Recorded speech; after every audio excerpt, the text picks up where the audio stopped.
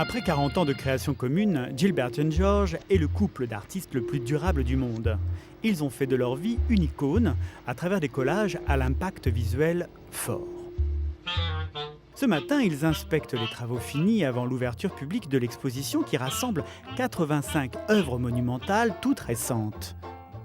Elles appartiennent déjà à des collectionneurs privés, mais avant qu'elles ne soient éparpillées dans le monde, Gilbert et George voulaient les réunir une dernière fois à Bruxelles. Ils ont détourné le célèbre Union Jack, le drapeau national qui, pour les Britanniques, est tout à la fois le symbole de la fierté nationale, mais aussi un logo, une marque quasi fashion. Mais derrière l'humour se cache peut-être la tragédie du temps qui passe. Après 40 ans de création commune, difficile d'imaginer l'un sans l'autre.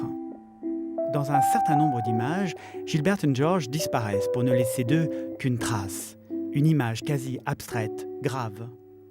Ils abandonnent un instant le masque du clown.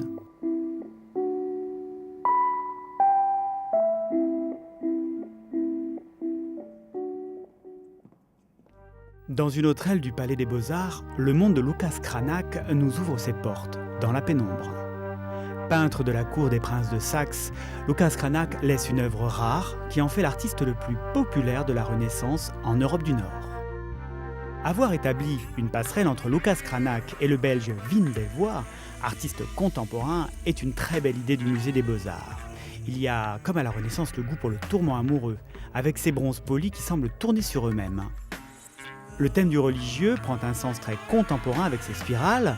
De loin, on penserait à des fils barbelés ou à la chaîne ADN. De près, il s'agit du Christ pris dans la tourmente de la souffrance. Wim Delvoye revisite un thème gothique, à nous de trouver sa dimension contemporaine.